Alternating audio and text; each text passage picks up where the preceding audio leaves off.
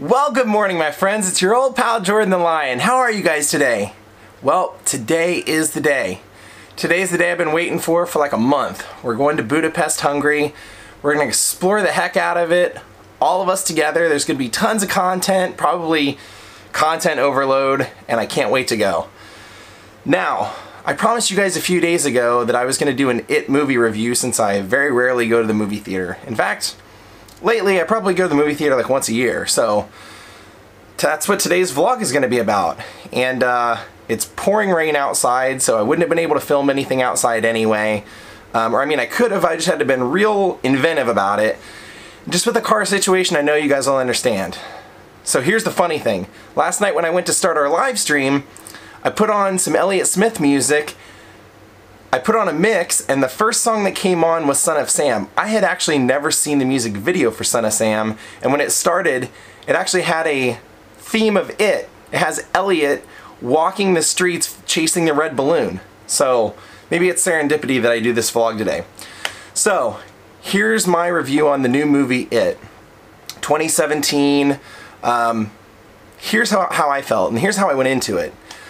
First off, I went into it completely set in my mind that I was A, not going to compare it to the book, and B, I was not going to compare it to the made-for-TV movie that I grew up with. Mainly because I feel like, and maybe I'm wrong in this, but as far as comparing it to the book is so freaking long, I don't know anybody that's read the book in like 20 years. So to compare it to the book, I feel like there's just not that many people that have read the book so long. I feel like most of us read it when it came out or when we were younger kids. Like I said, I could totally be wrong about that, but my impression is that everybody I've talked to, if they went to see the movie or if they love the story of It, it's because they read it when they were a kid, and even the audiobook is like 42 or 48 hours long just to listen to, so that alone tells you it's really going to be hard to fit it into a movie. And secondly, I didn't want to compare it to the original because you had Tim Curry, John Ritter, a really great cast, and those are people that we grew up with, so a lot of people I think are going to naturally gravitate towards that one.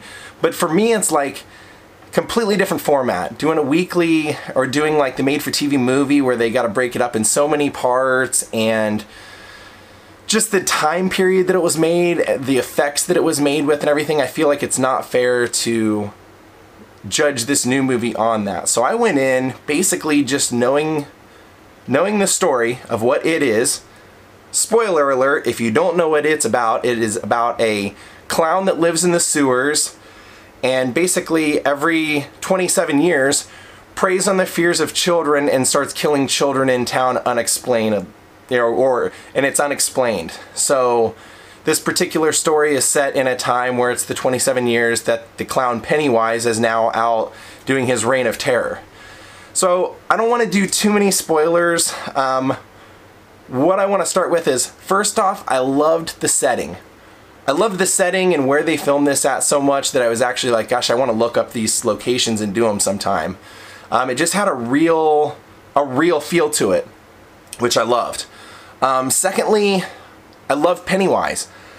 I didn't listen to any reviews before I went, but I listened to reviews afterward once I had already made up my mind, and I loved Pennywise. I loved the style in which they decided to dress Pennywise, the way that they wrote the character, and I loved the way that the guy played and portrayed and used his voice for the inflections in the character Pennywise. I loved it. I thought he was great. Like I said, I'm not comparing it to Tim Curry because Tim Curry's Tim Curry, and to me it's just not fair to compare the two styles of creating that character. The kid who played Georgie, I thought he was amazing. He was very much what I had always envisioned Georgie, and I know you're thinking, I thought you weren't going to base off of. There's a certain idea that you get from the characters. Maybe the physical appearance may be different than what's in the book or what you imagine, but there's a certain aura that's always around a character, and those auras were around the character that I felt played Georgie, as well as Beverly. I thought that the girl that played Beverly, to me, like total it factor. From the moment she came on screen, she was like very charming to look at. She was a great actress. She did a great job in every scene, and I could totally see her having a pretty large movie career coming up. I believe this might have been her first major movie. If she's done anything, I'm certainly not aware of it, but she's very likable on screen. She held her own in every single scene, and she just had a really wide range of emotions. I was really impressed. The kid from Stranger Things, I'm sorry I don't remember his name off the top of my head. The kid that played Richie Tozier, I did not like him. I know that Richie Tozier is supposed to be a jerk, and that's the character, and he's supposed to be not likable, but this kid played it in a method that to me felt like it wasn't real. And like I mentioned my friend Adam while we were out to eat the other night, I said, you know, my problem with it was that every time I saw him on screen, I kept thinking, so you're the guy that they had to put in the movie because you're popular now. I didn't feel like he was a good actor, and I certainly didn't feel like he was how I envisioned the Richie Tozier. I mean, I was kind of saying the way I always kind of envisioned Richie Tozier was maybe a little bit nerdier version of Wayne Arnold from the Wonder Years. Just more brash. And this kid just didn't really have it. As well as I didn't feel that the kid that played Bill was that great. Bill, to me, was supposed to be the leader, like an obvious leader, and though this kid played a strong leader, he just didn't have that command.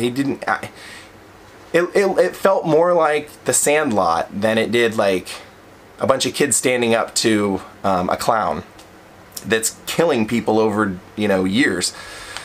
But I did like the movie. I thought that the casting for the bully was awesome. That kid with the mullet, he was creepy, he was believable, he was really good. And for a kid, his performance really sent shivers up my spine. I thought that the people that they cast for the parents and pretty much most of the adult roles, I thought they were great. I thought the hypochondriac's mom, I thought she was great. I thought the drugstore guy was great. I thought Beverly's dad was great. Bill's dad, not so much. But like I said, overall, was I happy I went to the movie? Heck yeah, I was. Because when I walked out, and here's a spoiler. Put your fingers in your ears if you don't want to hear the spoiler. Okay, the spoiler's kind of obvious. This is the first part of a movie.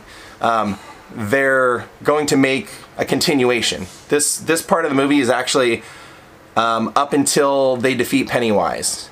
But if you've read the book, you know that there's a continuing chapter when they all come back. So the movie is, this is just the first half of it. Okay, fingers out of the ears. Yeah, you know, it's something that it's a movie that they're doing in a time and age where you have a lot of special effects, and I thought that for the most part, even though there were a lot of jump scares and everything, I thought that the way they used the special effects was pretty true to the story, and I really enjoyed it. So big props to the director. I thought the director did a good job. Was it the best movie I've ever seen? No. Was it, did it capture the essence of the book? Yeah, I think it did. I mean, I felt it. It didn't weed me out like some movies I've went to where I was a big fan of maybe the TV show and they made the movie like the A-Team. I walked out of there saying, well, thanks a lot, Liam Neeson. You killed it for me. I liked everything except for you. You were terrible. And this didn't have that factor. There was nobody really that I disliked enough to where they took me out of the movie, but there were minor casting things with the kid that I didn't like. The quote-unquote new kid in the movie that always has, I think his name's Benny, he always has like the New Kids on the Block posters and stuff up. I thought that kid was great. I thought he played very believable. He was very likable, and I'm sure we'll be seeing him in more movies. So basically, that's it. I thought the movie was great. I think if you like those kind of movies, if you like suspense, if you like horror, and if you like the book, I think you'll enjoy this movie. Just go into it knowing that you really shouldn't try and compare it to anything. You should just go into it, or at least that's how I did, go into it looking to enjoy it for what it is and not what it's not. So there you go. Hope you guys enjoyed that. I'm going to call it a day. The next time you see me, we will be in an airport somewhere or on a cobblestone street somewhere or, I don't know, somewhere with a smile on our face. Have a great night, Lionhearts. I'll see y'all tomorrow. And right before I go, I'll give you a little clip of jaw. Just for the bon voyage. Goodbye. There's my buddy. I'm gonna miss you, friend. Tell everybody you'll see him in a week. You're gonna have a good time hanging out with Kevin, and I'll definitely miss you. You know I will. My buddy. Look at that face. Who wouldn't miss that face? Alright guys, we'll see you later. Gotta make you look presentable for your last viewing. Alright, he turned his back, so am I. Goodbye guys.